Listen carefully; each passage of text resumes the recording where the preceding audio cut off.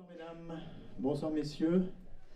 Bienvenue à la Cinémathèque Suisse pour cette projection très spéciale de Voyage chez les vivants, l'aventure des hommes, qui est un film absolument exceptionnel. Et vous verrez qu'il a été tourné il a beau avoir été tourné il y a plus de 50 ans. Il est d'une incroyable actualité. Vraiment, vous allez voir ça. Il pose plein de questions que tout le monde se pose aujourd'hui, en particulier nos jeunes. Il est pratiquement aussi vieux que moi, ce film. Donc vous allez voir un film vraiment exceptionnel. Et donc pour l'occasion, on a enquêté pour savoir un peu qui était derrière ce film magistral. Et donc on a retrouvé non seulement des témoins, mais des acteurs, si j'ose dire, de ce film qui ont participé à sa réalisation. Ces deux personnes qui sont ici présentes, Willy Rohrbach et Jean-Luc Nicolier, pardon, excusez-moi, et qui sont là ce soir. Et je vous remercie infiniment d'être présents pour témoigner tout à l'heure un peu des conditions de tournage et notamment de montage de ce film.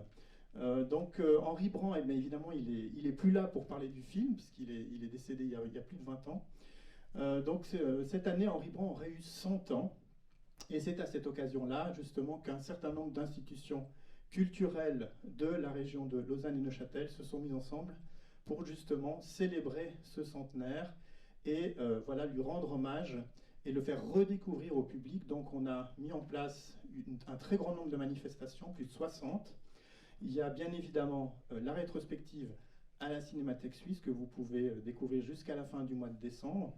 Il y a également une exposition au musée de Neuchâtel, dans les jardins, sur les nomades du soleil. Et puis il y a une immense exposition au musée d'art et d'histoire de Neuchâtel. Je salue sa directrice qui est présente ce soir, Chantal, merci d'être là aussi. Une exposition que je vous encourage vivement à visiter parce qu'elle est vraiment exceptionnelle et très immersive, vous verrez ça. Voilà, et puis il y a évidemment toute une série aussi de publications qui vont avec cet hommage. Il y a notamment cet incroyable catalogue de l'exposition qui est vraiment une somme sur Henri Brand. Si vous voulez tout savoir sur Henri Brand, il vous faut vous le procurer. Et puis il y a également le coffret DVD Henri Brand qui est ici, qui comprend 8 films restaurés par notre institution. Et je salue ici l'effort incroyable de mes collègues de la Cinémathèque pour restaurer tous ces films.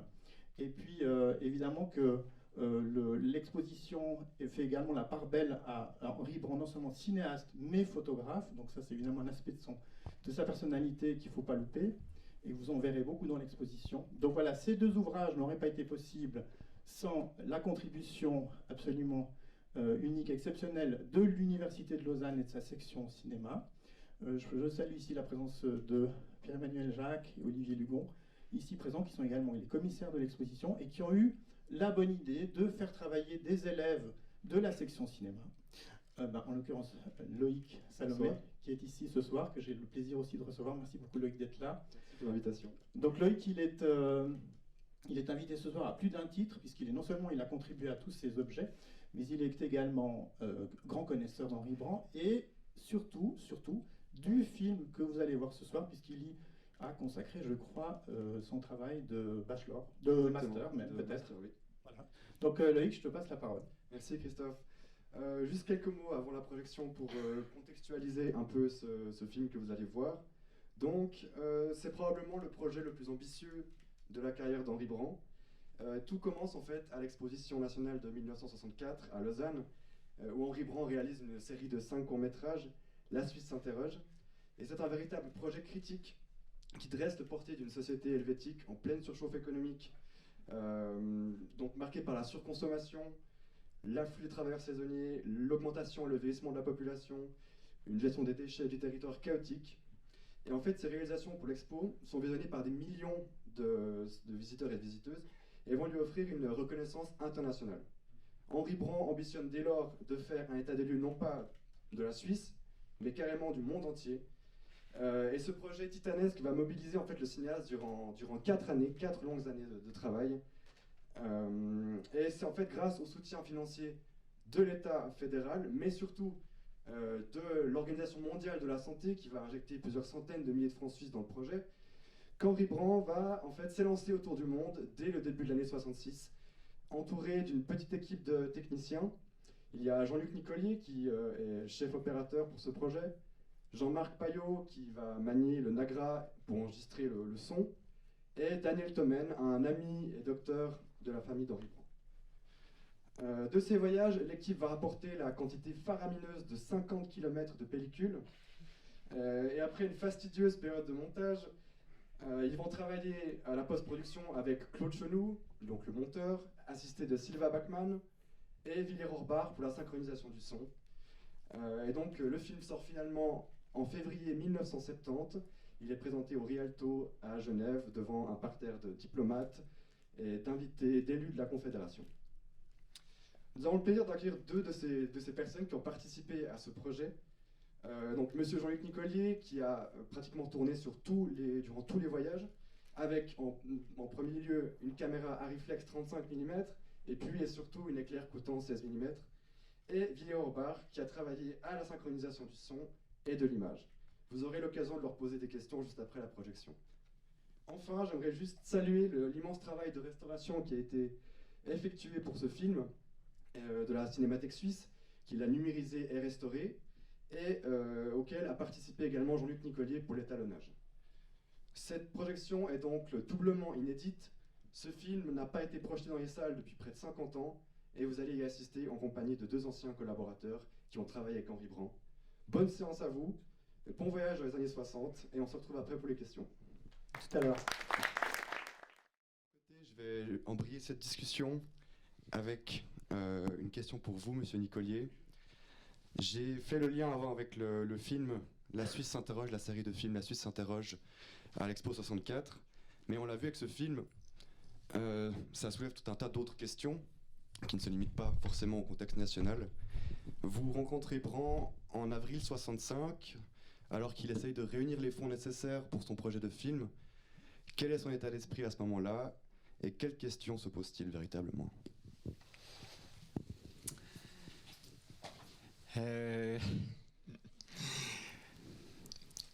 Je crois qu'il se pose trois genres de questions. La première, ce sont des questions relatives à son scénario. Il cherche des idées, il bouquine, il a une grande bibliothèque dans son sous-sol à Cortaillot, entre sa table de montage et ses caméras. Et puis, donc, il cherche des idées, et puis un fil conducteur. Il a beaucoup de peine à trouver un fil conducteur, c'est pas facile. Deuxièmement, il cherche un financement. C'est beaucoup de travail, il ne sait pas comment il va s'y prendre. Il y a la communauté nationale d'investissement, qui est un genre de souscription, collecte. Il a beaucoup d'espoir, mais ça ne va certainement pas suffire pour faire le film qu'on voit là. Et puis, troisièmement, il y a les problèmes d'organisation de production, c'est-à-dire la logistique. Comment résoudre tous les problèmes de déplacement, techniques, transporter des caméras. Autrefois, on pouvait faire du cinéma avec 3 camions et 1 tonne de matériel. Et puis là, chaque kilo coûte très cher à transporter à travers le monde, donc il faut restreindre. Voilà. Merci beaucoup. Juste une autre question aussi par rapport peut-être aux conditions de tournage, vu qu'on sait que c'est l'OMS qui a patronné ce film, mais qui a également permis d'apporter un soutien logistique durant tout le tournage. Qu'est-ce que c'est de tourner un film autour du monde dans les années 60, et quel avantage procure l'OMS pour faire cette réalisation ? Alors, forcément, c'est une révolution. Brand cherche son argent et il ne trouve pas, et il y a beaucoup de gens qui l'aident. Il y a un grand mouvement de solidarité. Et puis, Brand courtise en fait l'OMS. Et puis, il y a un moment où l'OMS finit par se décider. Et ça, c'est un miracle pour Henri Brand, parce que c'est fabuleux. Donc, il a brusquement je dirais, un grand enthousiasme qui correspond à tout à son idéal, je dirais, à sa passion. Alors, vous me demandez ce que ça représente pratiquement sur le terrain. Oui. Alors, ça transforme tout, parce qu'évidemment, ça résout d'abord les problèmes de documentation, parce que quand on est à Genève, à l'OMS, il y a des gens de toutes les nationalités qui peuvent donner des renseignements partout, ouvrir toutes les portes. Donc il y a, du point de vue de la documentation, une grande facilitation. Puis ensuite, il y a tous les contacts, parce qu'il y a des ouvertures dans tous les ministères de la santé, dans les pays où on va passer. Et puis, il y a évidemment les traducteurs sur le terrain.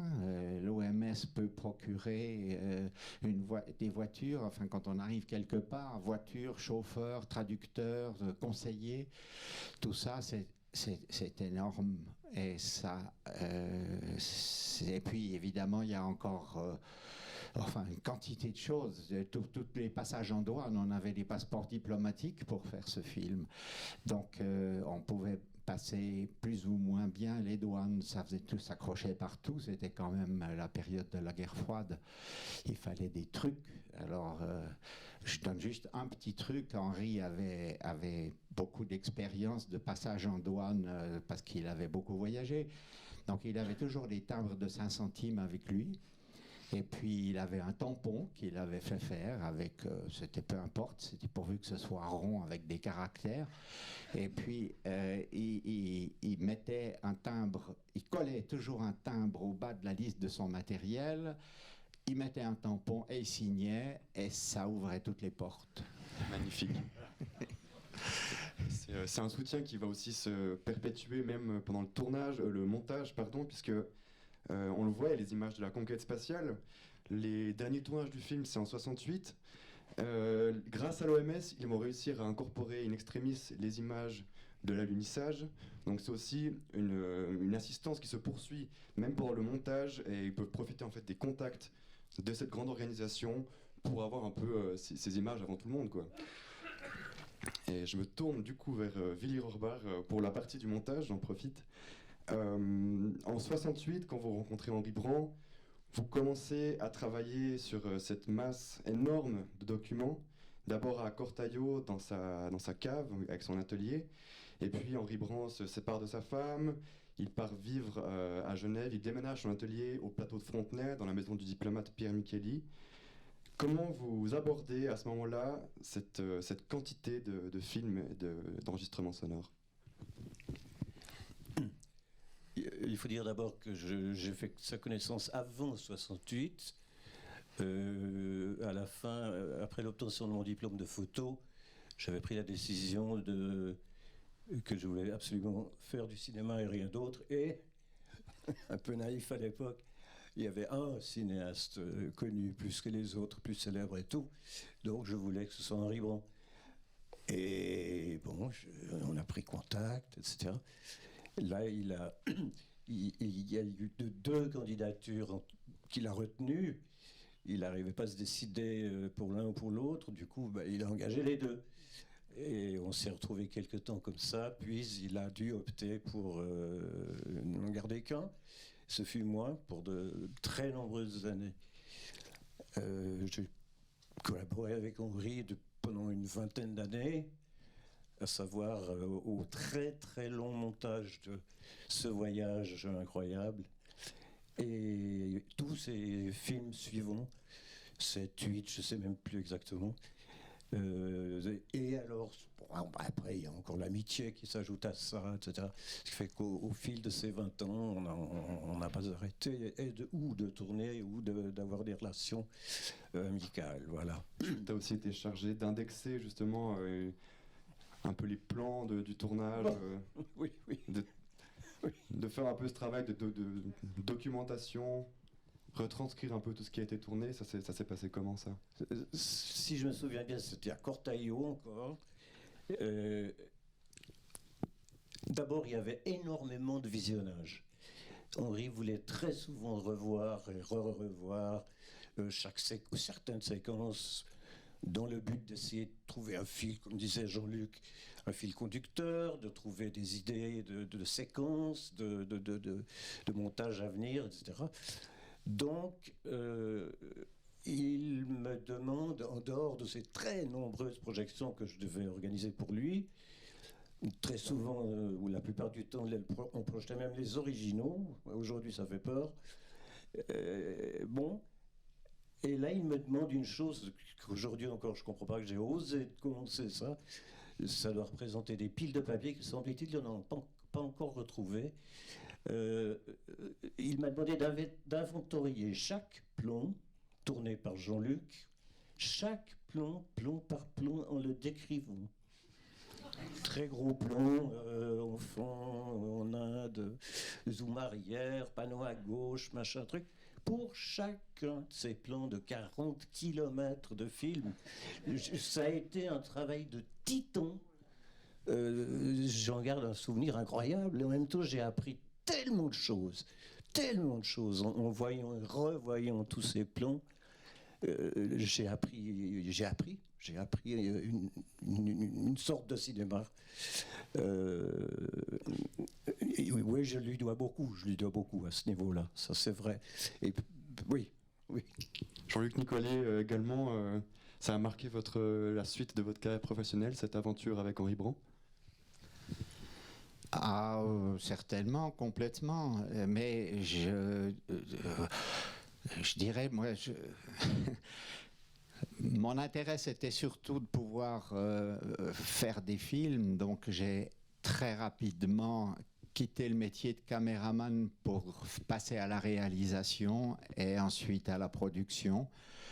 Et ça m'a évidemment donné une vision du monde qui était tout à fait différente, parce que quand on revient de 2 ans ou plus de 2 ans de voyage, en ayant fait près de 2 fois le tour de la Terre et en ayant vu ça, mais multiplié par X, parce que comme il y avait 50 km, effectivement, ça faisait beaucoup d'images et beaucoup d'expériences vécues et des expériences extrêmement fortes, parce que c'était pas du tout un tournage de touristes. On partait, peut-être que je peux juste raconter l'arrivée, le choc de l'arrivée de notre équipe à New Delhi. J'avais contribué à aider Henri Brand pour chercher ses fonds, notamment, et puis ensuite on avait préparé toutes les questions techniques de tournage, savoir si on tournait en 16 ou en 35, etc., etc. Bon, j'ai aussi vu qu'il avait acheté passablement de métrages ailleurs, mais qu'il a intégré dans son montage. Et puis ensuite, tout d'un coup, on s'est envolé avec nos 250 kilos de matériel au lieu d'en avoir 1000, parce qu'on avait réduit trouvé toutes les nouvelles techniques qui permettaient de voyager plus légèrement. Aujourd'hui, on partirait avec 40 kilos ou 30 kilos, puis on pourrait faire mieux encore. Et puis, on est arrivé à New Delhi à 4 heures du matin, 5 heures du matin, au lever du jour. Et puis c'était un énorme choc, un énorme choc. On est arrivé là, pas du tout comme un touriste qui vient passer des vacances, se reposer, puis faire 2-3 photos, partir à l'Intercontinental et avoir quelque chose une expérience merveilleuse. Mais on est arrivé vraiment dans un pays surpeuplé, lugubre, avec des gens qui dormaient, comme vous l'avez vu, dans ces tuyaux. C'est New Delhi, oui. Qui dormaient le long des familles entières, qui dormaient le long des rues, sur les trottoirs, des files de gens qui attendaient devant un robinet d'eau. Et puis le pire, ça c'était pas à Delhi ce jour-là, mais à Calcutta plus tard. Et ce qu'on a filmé aussi, mais qui est pas dans le montage, c'est il passait avec des camions, genre camions poubelles le matin, il ramassait les cadavres sur les trottoirs et puis il partait à la décharge. Voilà. C'était aussi un voyage de contraste. Vous arrivez au printemps 67 à San Francisco, dans le Ashbury, juste avant le Summer of Love. Donc c'est un peu tout aussi extrême, mais dans un autre sens. Là, c'est le début du mouvement hippie. Comment vous réagissez quand vous voyez tout ça? Je dirais deux réactions. La première, il aurait peut-être aussi été utile de montrer tout ce qu'il y avait de positif dans le monde, parce que c'est un film qui est quand même extrêmement... Enfin, il ne faut pas le voir en décembre quand il neige. Hein. Donc, je pense qu'on aurait pu montrer encore beaucoup d'autres choses plutôt que les hippies qui sont en train de se droguer. Mais bon, il faut se remettre dans l'époque. C'était l'époque du LSD, l'époque de l'arrivée, de l'invention de la pilule.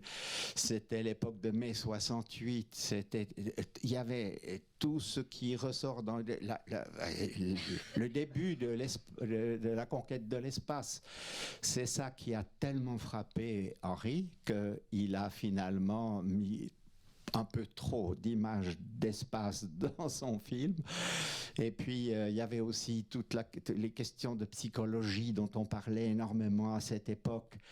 Et c'est pour ça qu'il a acheté ces séquences d'expériences avec les singes qu'on a tourné partiellement, mais que partiellement, ils nous ont mis à disposition. C'était un peu trop, à mon avis. Merci beaucoup pour vos réponses. Est-ce que dans la salle, quelqu'un aurait une question, peut-être juste aussi par rapport à ce que vous avez vu dans le film, à poser? Oui. Ouais, moi je me demandais quelle a été la réception du film, parce que vous avez dit que c'était qui était projeté pour la première fois devant un parterre de politiciens, si j'ai compris. Enfin, je me demandais parce que je sais pas, on est aujourd'hui quand même face à l'absurdité du résultat de la COP26. Et puis quand on voit ça, on se demande quand même quelle a pu être la réaction à l'époque de politiciens, etc. Je sais pas s'il y a des témoignages ou si on sait.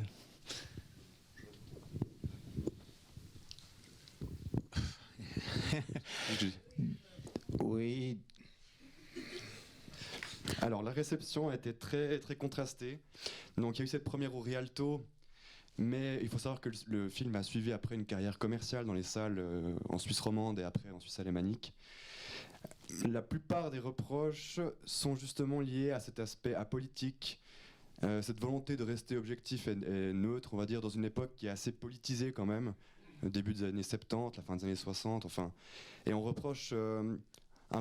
reproche un peu ce regard humaniste à une époque où tout est très polarisé et très, très divisé à ce niveau-là.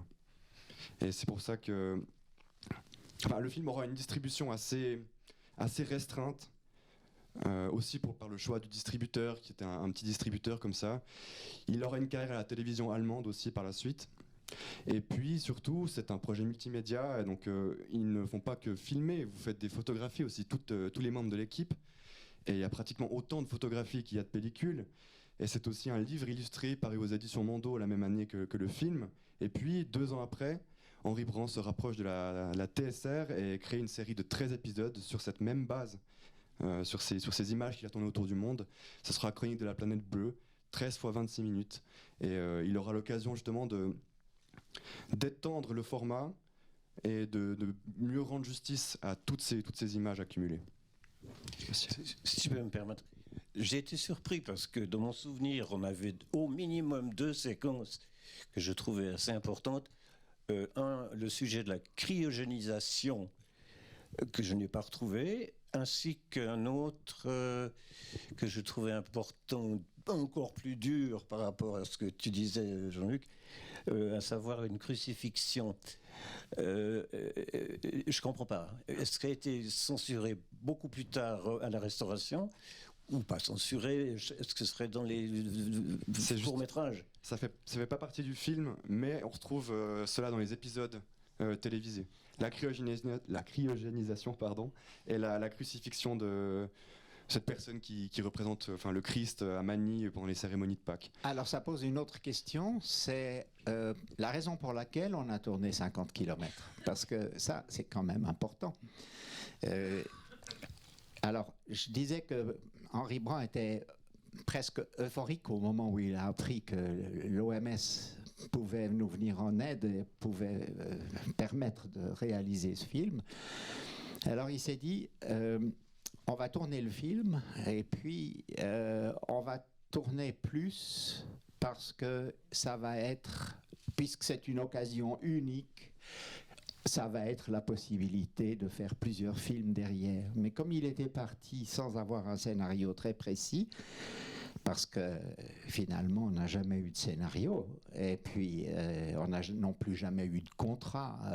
Moi j'ai commencé à travailler parce que je lui ai rendu service pour chercher de l'argent et puis comme j'étais passionné de cinéma comme Willy, on s'était dit on choisit l'occasion de travailler avec Bran parce que peut-être que ça va nous permettre de pouvoir tourner et d'apprendre le métier encore au mieux, etc. Moi j'avais déjà travaillé en Allemagne et j'avais fait mon diplôme de photographie à Zurich. Mais en fait, il voulait énormément tourner pour avoir l'occasion de faire d'autres films derrière. Et en fait, je pense que c'était aussi, je dirais, marié à une autre notion qui était celle d'être pris par tellement de notions extraordinaires, d'images fabuleuses, de situations incroyables, qu'il s'est dit, chaque fois, je me souviens, il me disait « tourne, tourne, tourne ». Et puis je lui disais « oui, mais quoi ?» Et puis il me disait « c'est égal, c'est fabuleux, montre, tourne, tourne, tourne ». Et puis il y a quand même un moment où on s'est posé la question, assez rapidement, après quelques semaines de voyage. On lui a dit, mais attention, qu'est-ce qu'on va faire avec tout ça ? Parce que ça va être un travail démentiel de montage, d'autant plus qu'on tournait à une époque où il fallait synchroniser chaque image l'une après l'autre avant de pouvoir les monter. Donc, c'est en fait dommage parce que en fait, en conclusion, je dirais qu'Henri Brand était un intellectuel, était un homme de réflexion. Il avait une documentation formidable et des réflexions extraordinaires. Mais il n'était pas un producteur. Et il n'était pas un producteur. On voit les images du tournage. Oui, ça c'est sur le oui. C'est le barrage. Nagarjuna Sagar, près d'Hyderabad, oui, sur le grand barrage. Oui. Vous avez un blimp. Oui, alors c'est ma mère qui l'avait fait celui-là. Parce qu'il fallait insonoriser la caméra. C'est des conditions extrêmes de tournage. Vous tournez en Sibérie, en Afrique de l'Ouest, il fait très chaud, très froid. Ah oui, alors là, c'est évidemment, il y a énormément de choses à dire. Il y a 10 bouquins à écrire, l'un sur la technique, les techniques possibles en cas de tournage par 50 degrés en dessus de zéro ou 30 ou 40 degrés en dessous de zéro. Et je peux raconter une petite histoire, c'est qu'à Bratsk en Sibérie, ça c'est à Mani, à Bratsk en Sibérie, ils allument des petits feux la nuit sous les voitures pour que les moteurs puissent redémarrer le lendemain matin. Alors nous, on avait des chaufferettes qu'on mettait dans les poches qui étaient comme des briquets. Et puis on avait fait demander de dégraisser toutes les caméras pour que la caméra, la graisse ne se fige pas. Enfin, des mille petits trucs techniques qui s'ajoutaient à tout ce qu'on devait imaginer pour pouvoir créer un certain nombre d'images et de séquences. Et peut-être encore une chose, c'était les tout premiers tournages à l'épaule. C'était quand même l'époque de la nouvelle vague où on pouvait enfin avoir une caméra. Donc c'était aussi les tout débuts des zooms. Hein. Avant, il y avait des objectifs séparés. Donc, c'est la raison pour laquelle il y a beaucoup trop de zoom dans ces films. Tout le temps, on zoom, on pompe, on vient, on part, on vient, on part. Et ça, c'était parce c'était fabuleux, tout d'un coup, cette nouvelle découverte. Et voilà, il y avait plein de choses comme ça qui je dirais, de faits qui sont liés à l'époque et à l'évolution technique de cette époque. Tu permets, je vais juste relever, tu dis très justement qu'il a... Pardon. Qu'il n'avait aucun scénario, évidemment, rien du tout. C'est tourne, c'est absolument ça. C'est de ça dont j'ai hérité, si je puis me le dire comme ça. Ça m'a pris à peu près 2 ans de ma vie, que je ne regrette surtout pas. Et à la place de scénario, il a bien fallu trouver une idée à un moment donné, parce qu'il y a 2 chefs monteurs, enfin un chef monteur et une monteuse, mais en fait, eux, ils sont venus tout à fait à la fin pour le montage final. Mais avant, et je ne sais plus qui a eu l'idée, il fallait trouver un truc. Alors j'avais fabriqué un immense panneau avec du velcro et les noms des séquences, numérotés, je ne sais plus quoi, enfin bref. Et alors, chaque jour, après réflexion, projection et tout, on déplaçait les velcros pour essayer de construire ce film. Et ensuite, quand il a eu cette idée de la NASA qui a donné un fil conducteur qu'il n'avait pas au début. Et ça, j'ai trouvé que c'était une très belle idée. Il en a un peu abusé, c'est vrai. Quand ça coûte cher ou que c'est compliqué à obtenir, ce qui a été le cas, on en profite un peu trop. Voilà. Donc, on construisait ce film sur un grand panneau de petits éléments velcro. Voilà.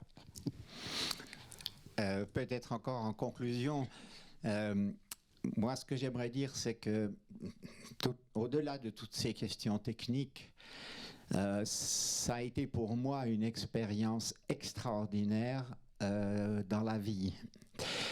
Et ça a certainement modifié complètement le cours de ma vie. Et j'ai vu les choses différemment, vraiment. Et ça m'a profondément marqué pour le reste de mon existence.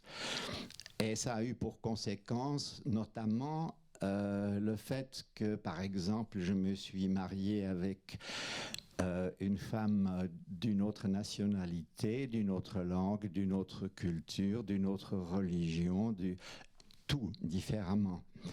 Et ça fait 51 ans qu'on habite ensemble dans le bonheur et pour le bonheur de nos enfants et de nos petits-enfants, et c'est tout à fait possible. Eh bien, je pense que ça, peut-être que je n'aurais pas osé le faire si j'avais pas fait ce film. Ces films, parce que c'est plus qu'une quinzaine au total, je crois. Et puis, une autre chose que ça a amené, c'est le fait que j'ai progressivement, lors de ma vie de réalisateur et de producteur de films documentaires, ressenti le besoin très profond de pouvoir de pouvoir agir pour l'amélioration de l'humanité, et pas seulement perpétuellement d'informer. On informe, j'ai fait plusieurs temps présents sur la pauvreté, sur des tas de problèmes en Suisse, et puis jamais on filmait des gens qui avaient des problèmes, mais jamais on pouvait leur porter secours, parce qu'on arrivait à la fin de l'émission, c'était un vendredi, puis le lundi, il fallait passer sur l'émission suivante. Voilà, alors j'abrège, mais finalement, j'ai décidé de progressivement lâcher le cinéma complètement sur plusieurs années et de commencer à mettre sur pied un organisme, de créer avec mon épouse une ONG d'aide à l'enfance qui s'appelle l'ACED, Action de soutien à l'enfance démunie. Et j'ai finalement complètement quitté le cinéma pour faire ça, et on a pu aider ainsi plusieurs dizaines de milliers d'enfants dans 20 pays, et ceci depuis maintenant 30 ans. Et ce n'est qu'un début. Mon fils cadet a pris la succession de la présidence, puis il l'a passé à quelqu'un d'autre, parce qu'il a été appelé à d'importantes responsabilités. On a fait toujours ça à côté de notre profession. Donc ça a vraiment eu un impact important. Et ce que je souhaiterais, c'est... Voilà, on voit les 250 kilos de matériel transporté. C'est en Amérique, ça. Parce que, alors voilà, je voulais juste donner cet aspect, et je pense que pour l'avenir, et ça me tient beaucoup à cœur de le dire, je pense que la confession de ma femme, qui est la religion bahaï, pourrait être bien, je pense qu'elle peut être une réponse à tous les problèmes qu'on a posés dans ce film. Merci beaucoup. Est-ce qu'il y a d'autres questions aussi par rapport à tout ce que vous venez de voir dans la salle? C'était la séquence des singes qui ça m'a intrigué. Quels sont ces scientifiques est-ce que c'est l'école de Palo Alto, les systémiciens, où on étudie les systèmes complexes, les systèmes humains, éducatifs, où voilà, ça me faisait penser à de tristes reportages sur les orphelins de Roumanie, où on se posait la question comment ces orphelins ont pu se reconstruire. Ça m'a fait une résonance à ça, avec ces chimpanzés qui ont été séparés de leur mère. Oui, alors là, il faudrait vraiment poser les questions aux gens de l'OMS qui ont souhaité que ce sujet soit abordé, parce que moi, je ne suis pas en mesure de vous répondre.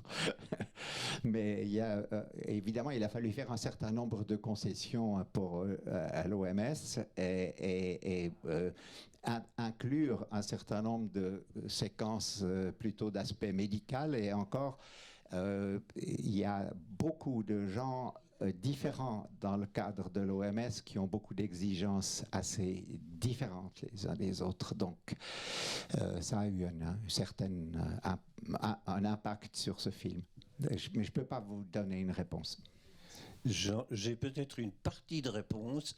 J'ai été surpris que ça ne figure plus. Enfin, pas dans le film comme il est là. Le sujet, en fait, ça rend la chose un peu moins pénible. La recherche, elle est sur l'abandonnisme des enfants. Et là, on le voit, mais on ne comprend pas forcément. Alors, je pense que ça fait aussi partie des cours. Il a montré la fin du corps avant, on voit toute la misère en Inde. Et là, il démontre la fin du cœur un peu, non? C'est un peu le sujet. La fin du cœur, quand les besoins de l'être humain, en fait, qui ne sont pas que physiques, quoi. Oui. L'abandonnisme qui provoque chez l'être humain ces problèmes-là.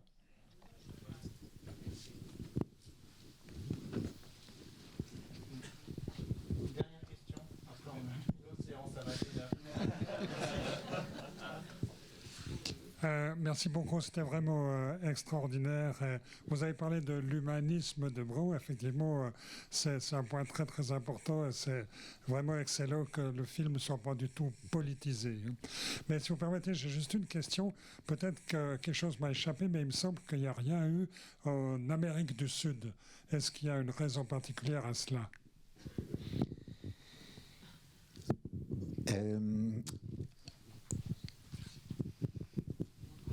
Non, ça m'a aussi choqué depuis le départ que l'Amérique du Sud n'ait jamais été incluse. Et j'ai, quant à moi toujours, mais je ne sais pas, je n'ai pas la réponse, mais je suppose que l'OMS avait beaucoup moins de possibilités de nous guider là-bas, et que quand même, faire un tournage